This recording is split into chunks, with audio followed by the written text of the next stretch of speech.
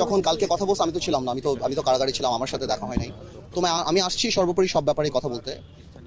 এই যে ইন্টারিম, এই ব্যাপারে কথা তো হয়েছেই, আমরা জানতে পাচ্ছি যে ইন্টারিম গভর্নমেন্ট হবে এবং ইউনূস সাহেব প্রধান, এটা তো মোটামুটি সর্বসম্মত। ইউনূস সাহেব প্রধান। এই এই ব্যাপারগুলি ছাড়াও আমার কথার মধ্যে যেসব ব্যাপার প্রাধান্য পেয়েছে সেটা হলো যে রাষ্ট্রপতি বলেছে যে উনি গার্ডিয়ান টু দ্য কনস্টিটিউশন এই মুহূর্তে, এবং ওনার নর্মাল সময়ের চেয়ে ওনার এখন দায়িত্ব অনেক বেশি।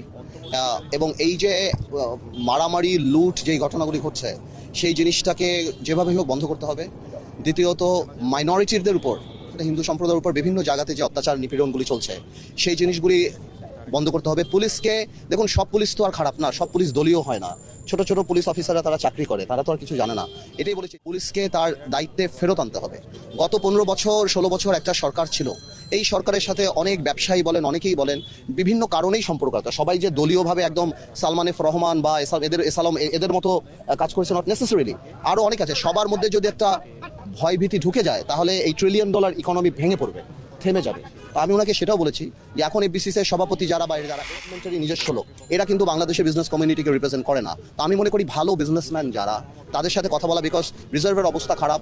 গত 16 বছরে এই দেশে যে পরিমাণ দুর্নীতি হয়েছে পৃথিবীতে কোথাও হয় নাই, যে পরিমাণ টাকা পাচার হয়েছে পৃথিবীতে কোথাও হয়নি আমার ধারণা। এবং রিজার্ভের অবস্থা খারাপ। গত 1 মাস দেশ যা দেখেছে, ইন্টারনেট বন্ধ থেকে আরম্ভ করে, গার্মেন্টস থেকে আরম্ভ করে যে লস, এটা তো আসলে ইরিপেয়ারেবল। তো আমরা তো আর অত বড় লোক কোনো দেশ না, অত ধনী কোনো দেশ না যেটাকে আমরা হ্যান্ডেল করতে পারবো। এখন যদি এই ফিয়ার ফ্যাক্টর কাজ করে, এখন যদি সাধারণ বিজনেসম্যানরা, সাধারণ ব্যবসায়ীরা যদি ভয় পেয়ে যায়, তাহলে কিন্তু ইকোনমি একদম একদম ফল করে যাবে এবং এই দেশের আরো অসুবিধা হয়ে যাবে। তো আমি রাষ্ট্রপতিকে এই কথাটা বলেছি, মাননীয় রাষ্ট্রপতিকে, যে আপনি এই জিনিসগুলি, সভাপতি সেক্রেটারি যারা, এগুলি সব হ্যান্ডপিক, এগুলি না। এবং সর্বোপরি ব্যাপারটা হলো যে দেখুন, গণতন্ত্র বলেন যাই বলেন, রাষ্ট্র একটা হিউম্যান বডির মতো, প্রত্যেকটা অঙ্গেরই কাজ করতে হবে।